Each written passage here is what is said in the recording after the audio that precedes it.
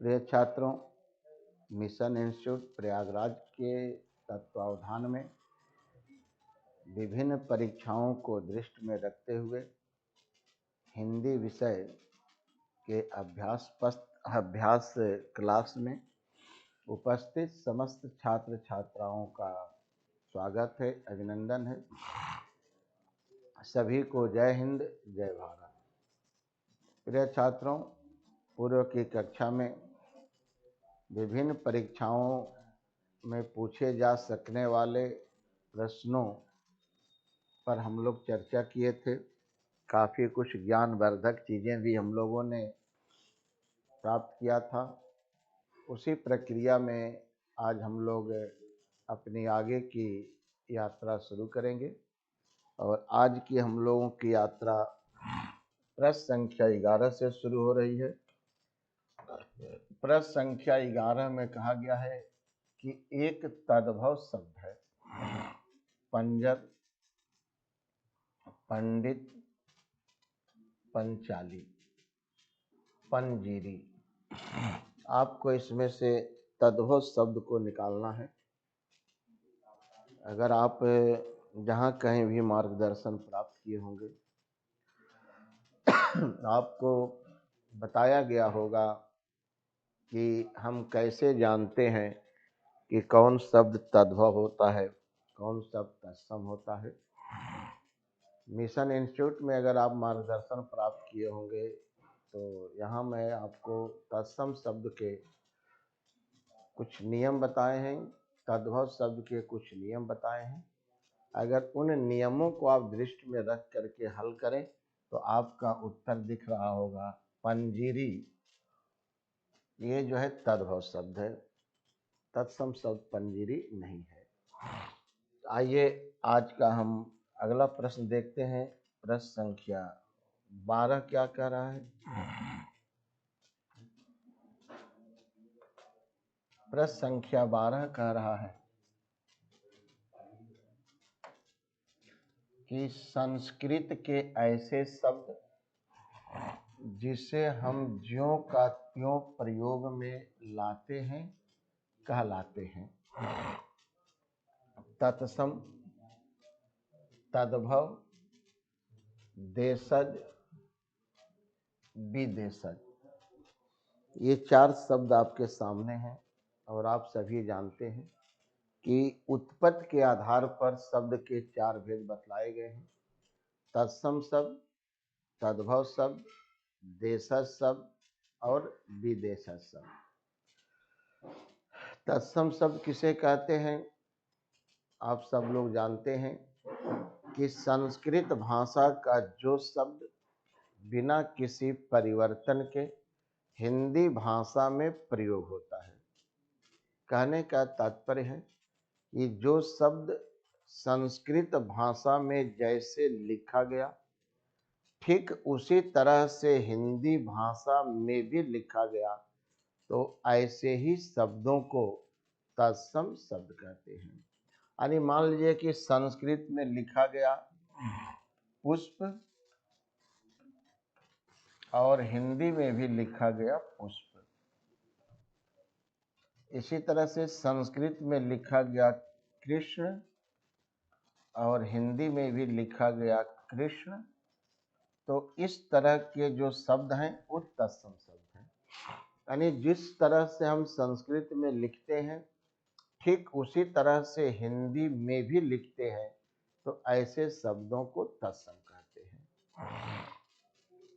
तद्भव शब्द भी आप जानते हैं कि संस्कृत भाषा का जो शब्द थोड़े बहुत परिवर्तन के साथ हिंदी भाषा में प्रचलित हुआ उसी को तद्भव कहते हैं। जैसे हम संस्कृत में लिखते थे कर्ण और हिंदी में लिख दिए कान, तो ये जो है तद्भव शब्द हो गया। इसी तरह से संस्कृत में लिखते थे हस्त और हिंदी में लिख दिए हाथ, तो ये आपका तद्भव शब्द हो गया। देशज शब्द कि जो जिस शब्द कि उत्पत्ति का पता नहीं चलता है, तो वह संस्कृत से आया है कि विदेशी से आया है, उसी शब्द को देशज शब्द कहते हैं। यानी जो ध्वनियों के अनुकरण पर बना दिया गया शब्द है। जैसे कोई वस्तु लुढ़क रही थी और उसके लुढ़कने से लुड लुड लुड का ध्वनि निकल रही थी, तो लोगों ने कह दिया कि लोटा है। इसी तरह से कोई अपने पैर की रक्षा के लिए वस्तु बनाया और उसमें पैर डालने लगे तो जो जो जो जो से बन गया जूता।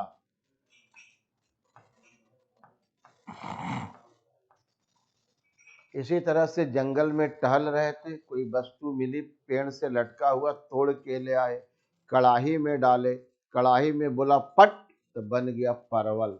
तो ये ध्वनियों से बन गया। और जो ध्वनियों से बने हुए शब्द हैं, इन्हीं को हम कहते हैं देशज शब्द। और विदेशज जो विदेशी भाषाओं से आए हैं, जैसे चश्मा है, गुलाब है, फारसी भाषा का शब्द है। इसी तरह से दर्द है, शर्म है, फारसी भाषा का शब्द है। कुर्सी है, कर्ज है, अरबी भाषा का शब्द है। जैसे फ्रंट है, अंग्रेजी भाषा का शब्द है। तो जो विदेशी भाषाओं से शब्द लिए गए, उन्हीं को हम विदेशज शब्द या आगत शब्द कहते हैं। अब आपको जो है चारों शब्द की व्याख्या मिल गई। अब मैं समझ रहा हूं कि आपका उत्तर तो बिल्कुल सरल हो गया कि संस्कृत के ऐसे शब्द जिसे हम ज्यों का त्यों प्रयोग में लाते हैं कहलाते हैं। तो हमारा सही उत्तर है सी यानी तत्सम शब्द। तो ये जो है आज का आपका 12वां प्रश्न है। आइए अगले प्रश्न की ओर हम बढ़ते हैं। अगला प्रश्न क्या कह रहा है?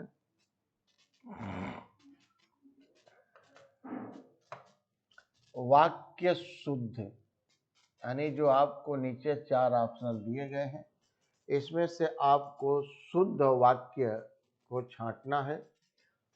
स्वामी विवेकानंद का भाषण सुनकर उपहास उड़ाने वाले अमेरिकियों पर घड़ों पानी पड़ गया। बाजार का साप्ताहिक अवकाश सोमवार को रहता है। वह दुखी स्त्री वैधव्यता का जीवन बिता रही है। मैं सपरिवार सानंदित हूँ। तो अब आप देखें कि यहाँ पर शुद्ध वाक्य आपको छांटना है। बाजार का साप्ताहिक अवकाश, ये अनुपयुक्त शब्द है, क्योंकि बाजार का साप्ताहिक अवकाश नहीं होता है, बाजार की साप्ताहिक बंदी होती है। निर्जीव वस्तु बाजार है, कारखाना है, तो इनके लिए अवकाश शब्द नहीं होता है, बंदी शब्द का प्रयोग होता है। बंद होना, अवकाश सजीव के लिए। जैसे आज स्कूल का बच्चों का अवकाश है, आज भैया का अवकाश है, आज पिताजी का अवकाश है। देखो, अवकाश का मतलब होता है छुट्टी और बंद का मतलब होता है और निरोध कर देना। तो यहाँ पर अवकाश के जगह पर बंद शब्द का प्रयोग होना चाहिए था, इसलिए ये वाक्य गलत है। वह दुखी स्त्री वैधव्यता का जीवन व्यतीत कर रही है। अब वैधव्यता का मतलब विधवा, तो विधवा तो ऐसे ही दुख का प्रतीक माना जाता है। भाई, जिसका पति मर जाता है स्त्री, वो वैधव्य हो जाती है। तो अब वो तो दुखी स्त्री ऐसे भी वैधव्य तो दुखी है, तो यहाँ पर दुखी शब्द अनुपयुक्त शब्द है। यहाँ पर दुखी शब्द का प्रयोग नहीं होगा। वह स्त्री वैधव्यता का जीवन बिता रही है, यह भी वाक्य गलत है। मैं सपरिवार सानंदित हूं, सानंदित शब्द अनुपयुक्त शब्द है, यहाँ पर आनंदित शब्द होता है। कि मैं अपने परिवार के साथ आनंदित हूँ, सानंदित नहीं हूँ। यानी आनंद के साथ नहीं होता है, आनंदित हूँ यानी प्रसन्न हूँ, खुश हूँ। तो यहाँ पर अनुपयुक्त शब्द तीनों वाक्यों में अवकाश, दुखी और ये सानंदित, ये अनुपयुक्त शब्दों का प्रयोग हुआ है। और इन अनुपयुक्त शब्दों के कारण जो है ये तीनों वाक्य अशुद्ध हैं। और इसलिए हमारा उत्तर क्या है कि स्वामी विवेकानंद का भाषण सुनकर उपहास उड़ाने वाले अमेरिकियों पर घड़ों पानी पड़ गया। घड़ों पानी का मतलब लज्जित हो गए। तो ये जो है आपका सही उत्तर क्या है, ए है। आज का प्रश्न संख्या 14 देखें।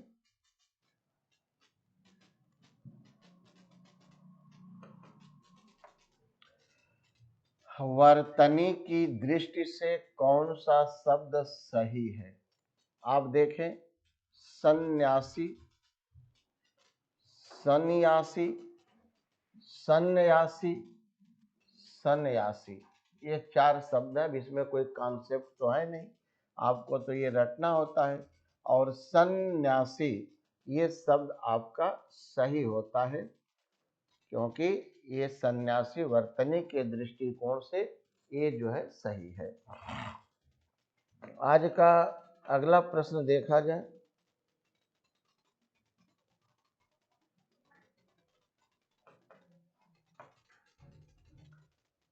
शब्द युग्म के सही अर्थ भेद का चयन कीजिए।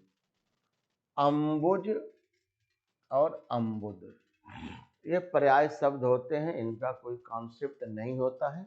और अम्बुज का अर्थ होता है कमल और अम्बुद का अर्थ होता है बादल। तो इसका सही उत्तर जो है वह अम्बुज और अम्बुद है। तो 15 का जो है उत्तर ए सही है। इसके बाद अगला प्रश्न देखा जाए, प्रश्न संख्या 16।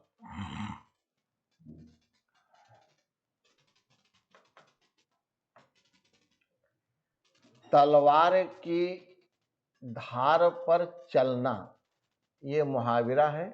और इसका अर्थ आपसे पूछा गया है नुकीला होना, पराजित कर देना, ईर्ष्या करना, कठिन कार्य करना। तो तलवार की धार पर चलना मुहावरा, ये मुहावरा है। और इसका अर्थ क्या है?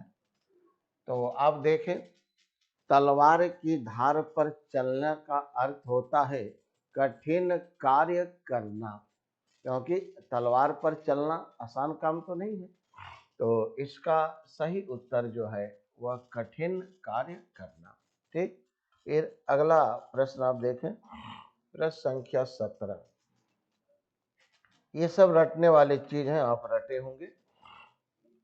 अधोलिखित लोकोक्ति का सही अर्थ बताइए। आए थे हरि भजन को, ओटन लगे कपास। है मतलब कि किसी महत्वपूर्ण कार्य को करने का उद्देश्य था और कोई तुच्छ कार्य करने लगे। तो आप देखें, धर्म के नाम पर व्यापार करना, पवित्र जगहों का दुरुपयोग करना, बड़ा लक्ष्य निर्धारित करके छोटे कार्यों में लग जाना, उपर्युक्त सभी। तो इस लोकोक्ति का सही अर्थ आपको बतलाना है। आप जानते हैं कि हरि भजन और भगवान का भजन करना बहुत बड़ा काम होता है, सबके बस में तो है नहीं भगवान का भजन करना। और कपास, ओटन लगे कपास, कपास तोड़ने लगे। अब कपास तोड़ना तो बहुत कुछ काम है। तो लक्ष्य तो बड़ा था, लेकिन चले थे बढ़िया लक्ष्य लेकर के, करने लगे छोटे काम। तो इसका सही उत्तर है कि बड़ा लक्ष्य निर्धारित करके छोटे कार्य में लग जाना, ये आए थे हरिभजन को, ओटन लगे कपास का अर्थ होता है। ठीक। तो आइए अगला प्रश्न देखते हैं। आज का प्रश्न संख्या 18। जिसे प्रमाण द्वारा सिद्ध न किया जा सके उसके लिए सही शब्द, यानी ये वाक्यांश है, जिसे प्रमाण द्वारा सिद्ध न किया जा सके उसके लिए एक शब्द क्या होगा? अप्रमाणित, अनुप्रमेय, अप्रमेय और अप्रमाणित। तो इस प्रश्न का सही उत्तर होता है अप्रमेय, यानी जिसका कोई प्रमेय न हो, जिसका कोई प्रमाण न हो। अप्रमाणित नहीं होता है, जिससे प्रमाण द्वारा सिद्ध न किया जा सके। तो अप्रमाणित प्रमाण का विलोम हो सकता है, लेकिन इसके लिए एक शब्द जो होता है अप्रमेय शब्द होता है। ठीक है, तो आज का 19वां प्रश्न देखा जाए।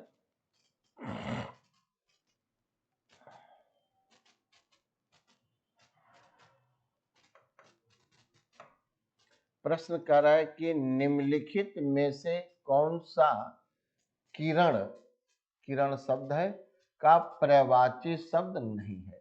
अब ऑप्शनल दिया है मरीच, ऑप्शनल दिया है रश्मि, दीप्ति, पुष्कर। आप पर्यायवाची शब्द रटे होंगे और आप जानते हैं कि पुष्कर जो है वह किरण शब्द का पर्यायवाची नहीं होता है। मरीच होता है, रश्मि होता है, दीप्ति जो है ये किरण शब्द के पर्यायवाची होते हैं। पुष्कर एक स्थान है, ये किरण का पर्यायवाची नहीं है। फिर आज का 20वां प्रश्न,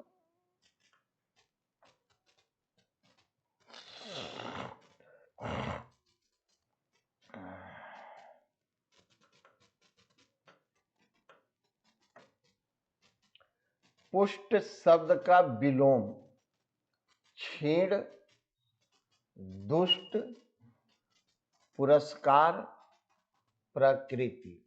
आप जानते हैं कि पुष्ट शब्द तत्सम शब्द है और इसका विलोम भी तत्सम ही होगा। पुष्ट का मतलब होता है भरा पूरा, मजबूत, और मजबूत का उल्टा क्या होगा? कमजोर, दुबला पतला। छीणकाय, तो इसका सही उत्तर है छीण। पुष्ट का विलोम होता है छीण। ठीक, अगला प्रश्न है प्रश्न संख्या 21।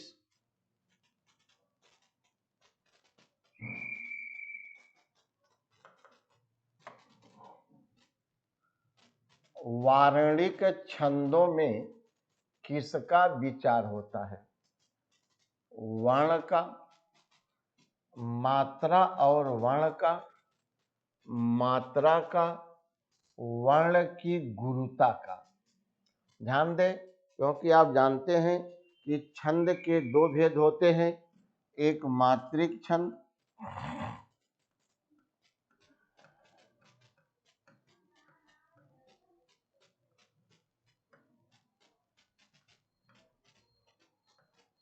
और दूसरा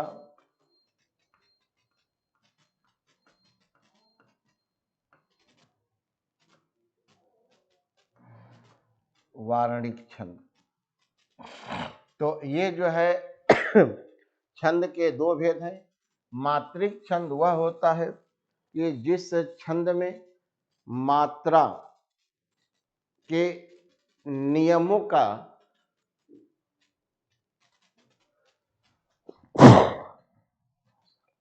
मात्रा के नियमों का प्रयोग किया जाता है, उसे मात्रिक छंद कहते हैं। वार्णिक छंद वह होता है जिसमें वर्ण क्रम को गिना जाता है, और वर्ण क्रम को जब गिना जाएगा तो वार्णिक छंद में वर्ण का ही महत्व जो है स्थापित होता है। तो इस तरह से प्रश्न संख्या 21 का सही उत्तर ए है। हाँ, ये आइए आप, बहुत अच्छा प्रश्न आया। सारंग लय सारंग चल कई, सारंग ले सारंग चल, कई सारंग की ओट,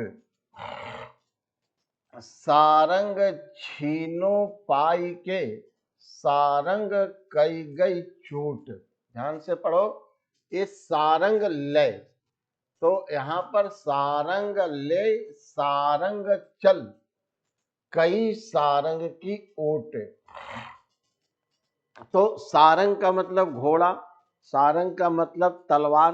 तो यहाँ पर सारंग शब्द का जो है वह आप देख रहे हैं कि आवृत्ति हो रही है, और जहां पर एक शब्द की एक से अधिक बार आवृत्ति होती है वहां पर यमक अलंकार होता है। हैं? सारंग ले यानी हथियार तलवार ले, सारंग चल सैनिक चला, कई सारंग की ओट, कई सैनिकों के छुप छुप कर, सारंग झीनो पाई के, सारंग का मतलब पर्दा, सारंग कई गई चोट, सारंग जो है वो चोट कर गया। तो यहाँ पर सारंग शब्द की जो है बार बार आवृत्ति हुई, और इसलिए यहाँ पर यमक अलंकार की पुष्टि होती है। आज का 23वां प्रश्न देखा जाए।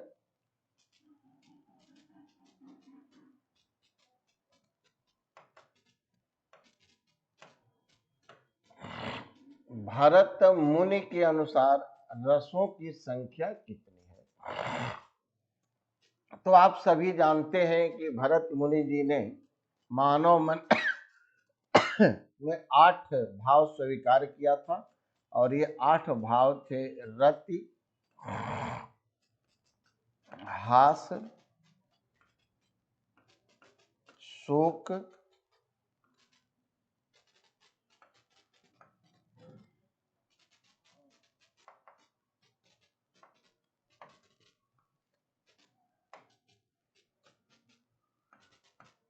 उत्साह,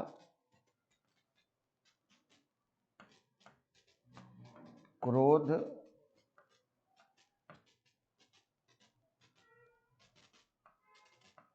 भय, जुगुप्सा,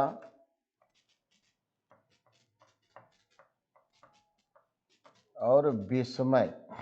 ये 8 भाव भरत जी ने स्वीकार किया, और इन्हीं भावों से एक एक रस का जन्म हुआ था। और आप जानते हैं कि रति ने श्रृंगार रस को जन्म दिया था,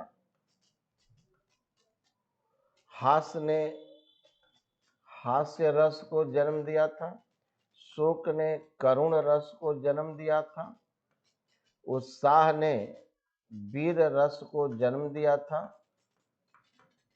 क्रोध ने रौद्र रस को जन्म दिया था, भय ने भयानक रस को जन्म दिया था, जुगुप्सा ने विभत्स रस को जन्म दिया था, और विस्मय ने अद्भुत रस को जन्म दिया था। तो इस तरह से भरत मुनि जी द्वारा 8 रस का जो है वह उल्लेख किया गया था। यहाँ पर एक बड़ा सुंदर प्रश्न बनता है कि भरत जी ने किस रस का उल्लेख अपने ग्रंथ नाट्य शास्त्र में नहीं किया है? तो भरत जी ने शांत रस का उल्लेख अपने ग्रंथ में नहीं किया है, या इस शांत रस का अस्थाई भाव जो होता है वो निर्वेद होता है। तो यहाँ पर 2 प्रश्न है कि भरत मुनि जी ने किस भाव का उल्लेख नहीं किया है, भरत मुनि जी ने किस रस का उल्लेख नहीं किया है। तो भाव और रस दोनों पर प्रश्न बन सकता है।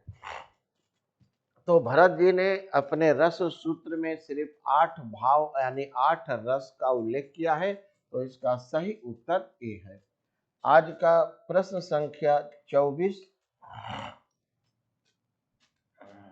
अब आइए, रचना साहित्य से बड़ा ही सुंदर सुंदर प्रश्न आ रहे हैं, और आप सब जानते हैं कि इस समय हिंदी संबंधित हर परीक्षाओं में साहित्य का बहुत बड़ा रोल है।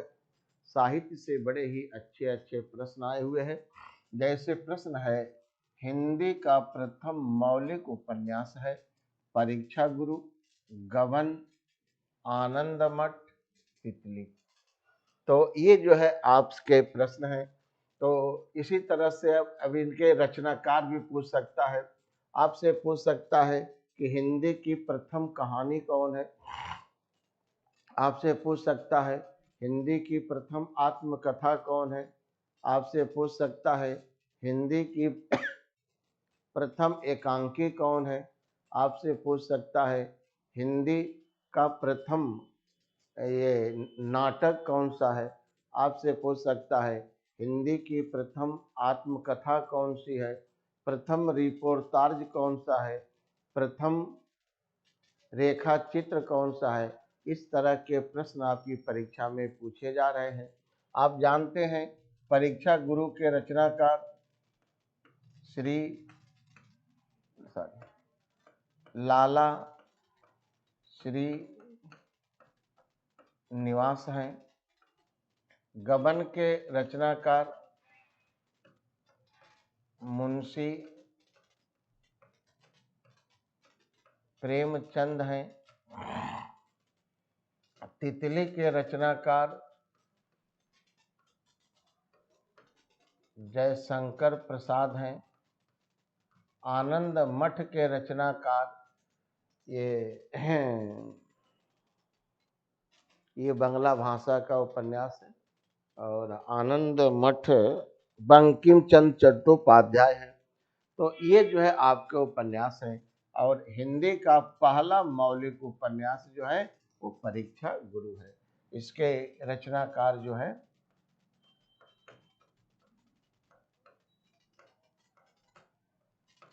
बंकिम चंद्र जी हैं। तो रचनाकार भी पूछ सकता है, विधा भी पूछ सकता है और आप जहां भी मार्गदर्शन प्राप्त किए होंगे आपको बतलाया गया होगा हिंदी की प्रथम कहानी कौन है, हिंदी का प्रथम काव्य ग्रंथ कौन है, हिंदी का प्रथम महाकाव्य कौन है, हिंदी का जो है प्रथम गीति आख्यान कौन है, हिंदी का प्रथम जो है वह खंड काव्य कौन है। इस तरह के प्रश्न आपको बताए गए होंगे क्योंकि मिशन इंस्टीट्यूट में इस तरह के प्रश्नों को हल कराया गया है, हल पढ़ाया गया है। तो यहाँ पर हमारा उत्तर परीक्षा गुरु सही है। प्रश्न संख्या 25।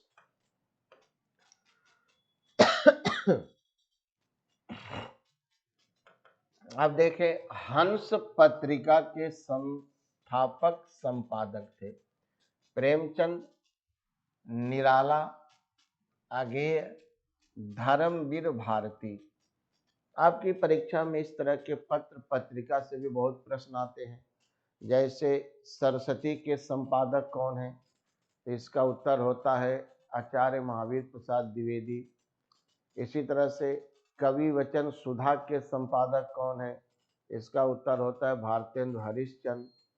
इसी तरह से हिंदी प्रदीप के संपादक कौन है, इसका उत्तर होता है बालकृष्ण भट्ट।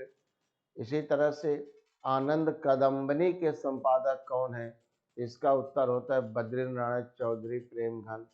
तो इस तरह के आपसे पत्र पत्रिकाओं के बारे में भी प्रश्न पूछा जाता है और हर परीक्षा में इस तरह के प्रश्न आए हुए हैं। तो हमारा इस प्रश्न का उत्तर है प्रेमचंद, यानी हंस पत्रिका के संस्थापक संपादक मुंशी प्रेमचंद थे। के बाद अगला प्रश्न आइए देखते हैं प्रश्न संख्या 26।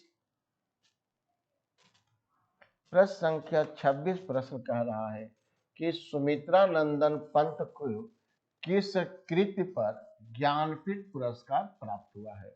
स्वर्ण धूलि पर, लोकायतन पर, युगवाणी पर, चिदंबरा पर। ये चारों जो है सुमित्रा नंदन पंत के ग्रंथ हैं। आपको ये देखना है कि इनमें से किस ग्रंथ पर सुमित्रा नंदन पंत को ज्ञानपीठ पुरस्कार प्रदान किया गया था।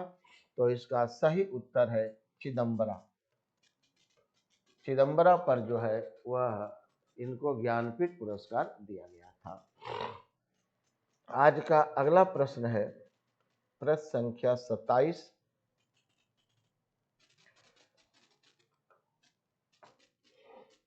जायसी द्वारा रचित पद्मावत निम्न में से क्या है। वक्रोक्ति, अन्योक्ति, समासोक्ति, रूपक काव्य। तो इसका उत्तर सी है क्योंकि पद्मावत जो है समासूक्ति ग्रंथ है। इसमें इसकी रचना समासिक शैली में हुई है, यानी छोटे छोटे शब्दों के माध्यम से, समासिक शब्दों के माध्यम से गूढ़ तथ्यों को प्रस्तुत करने का कार्य किया गया है, इसलिए इसको समासिक ग्रंथ माना जाता है। अगला प्रश्न है आज का प्रश्न संख्या 28।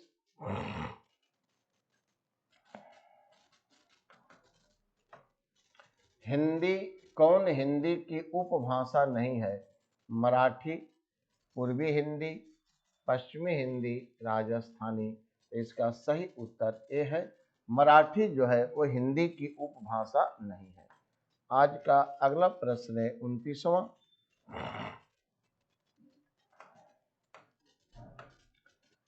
विराम का अर्थ होता है चलना, ठहरना या रुकना, बिछुड़ना, स्वर। तो विराम का सही अर्थ होता है ठहरना या रुकना। और आज का जो है 30वां प्रश्न है,